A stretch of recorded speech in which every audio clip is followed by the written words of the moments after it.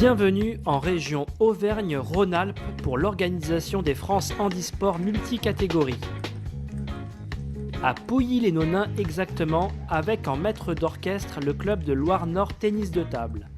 Terre de basket et de football, le tennis de table prend de plus en plus d'ampleur au sein du Roannais Agglomération.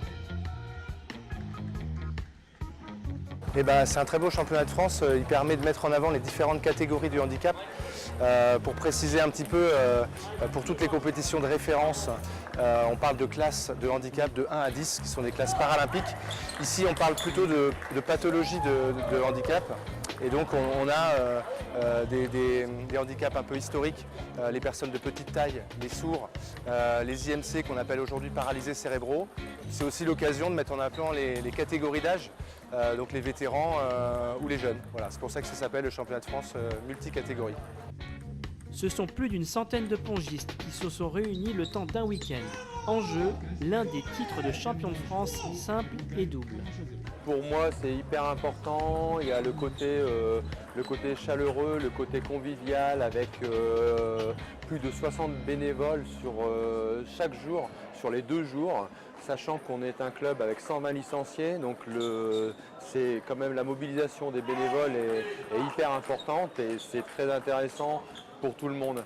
Et de plus, le monde du handisport vraiment partage les valeurs du club avec le haut niveau, le partage des différences, l'acceptation de ces différences et le respect. Et donc pour nous, c'est hyper important d'organiser un tel événement. Il y avait de la volonté. Ouais, c'est vrai, c'est sûr. Plus fort que nous. Plus fort que nous, après, que ce soit au niveau technique, classe de handicap. Parce que je pense que tu t'es vite rendu compte qu'au niveau des classes de handicap, déplacement, moi en étant classe 6, c'est compliqué au niveau du déplacement. Mais on s'est battu, on a pris un set quand même. C'est satisfaisant, on a passé un tour. Moi je suis content. Beau match, perfection à apporter, mais ça va y aller pour les prochaines. Qu'est-ce que ça fait de voir tout le week-end des personnes qui sont en fauteuil? Ça fait bizarre parce qu'il y en a qui, on se dit qu'ils ont pu traverser des moments durs. Et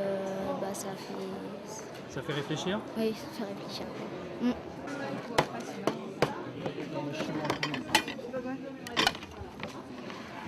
Ça va Michel? Ça va très très bien. C'est le rush? Et puis on a c'est un petit rush comme ça sympa et puis on a des serveuses au top là aujourd'hui alors je pense que je vais pouvoir les embaucher. Bonjour Gilles, comment tu vas? Une organisation à assurer grâce à l'aide des bénévoles.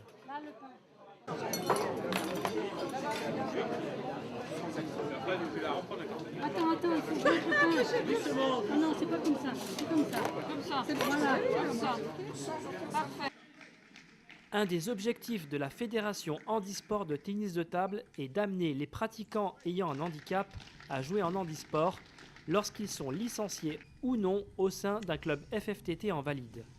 On vient de faire en partenariat avec la FFTT une enquête justement auprès de tous les clubs et on s'est rendu compte qu'il y avait 50% des clubs qui déclaraient avoir des personnes en situation de handicap dans la structure. Et pourtant sur les 3300 clubs de la FFTT, il n'y en a que 130 qui ont une section handisport rattachée. Et c'est pourtant dans ces 130 sections que 95% des licenciés compétition de la Fédération handisport tennis de table pratiquent. Et donc par cette enquête, on s'est rendu compte qu'il y avait peut-être pas loin de 2000 personnes en situation de handicap qui ne jouaient que en FFTT. Alors dans une pratique compétitive pour certains, mais aussi dans une pratique loisir. Voilà, donc comment on fait par contre?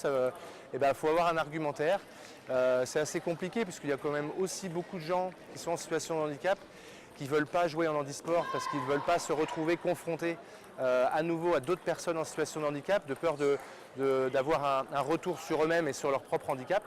Par contre, on s'est rendu compte aussi qu'à partir du moment où ils ont eu un éveil, qu'ils voient comment ça se passe, on arrive à les faire changer d'avis. Donc il y a beaucoup de pédagogie à faire, beaucoup d'explications.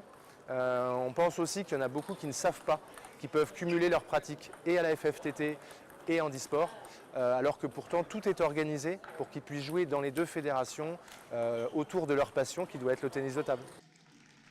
La demande de licence handisport est faite sur dossier.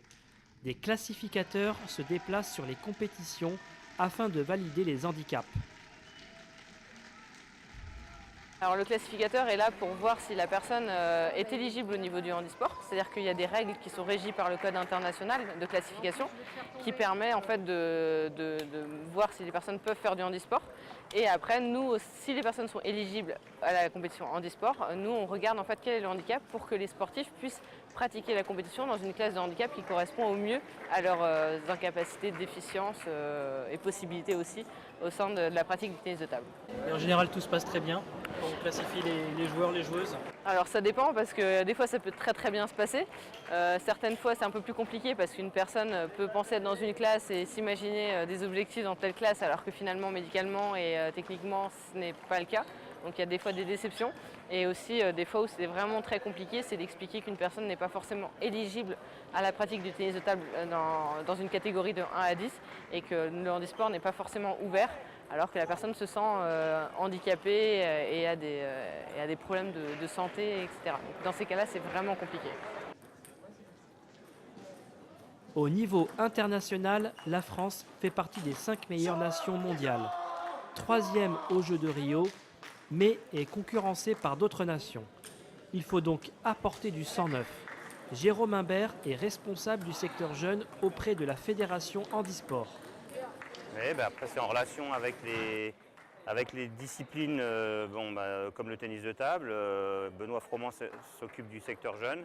Donc c'est établir une hiérarchie, des collectifs, un collectif espoir, comment on intègre ces collectifs espoirs, un chemin de sélection pour les compétitions, quel type de compétition, comment on va pouvoir participer à tel type, se qualifier pour ce championnat de France et surtout améliorer la structuration en lien avec tous les entraîneurs locaux et fédéraux de tous ces jeunes au jour le jour. C'est ça un peu c'est surtout ça notre nerf de la guerre. Ouais.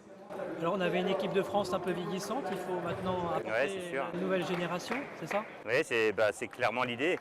Alors on sait qu'aujourd'hui il faut un certain nombre d'années, mais là on a un vrai groupe qui avance relativement vite. Donc l'idée c'est qu'à terme, il y a une régénération de l'équipe de France par ces jeunes qui évoluent aujourd'hui. Oui. Le club de Loire-Nord Tennis de Table comptait dans ses rangs Clément Berthier, qui ramène de ses championnats de France une médaille d'or en double debout associée à Julien Sigolotti. Une réussite générale qui amènera le club à rééditer une autre organisation d'envergure. À suivre, les championnats de France élite à Nîmes du 14 au 16 juin avec la crème de l'Andy. Les joueurs et les joueuses seront répartis sous forme de classe et avec en jeu des potentielles sélections en équipe de France.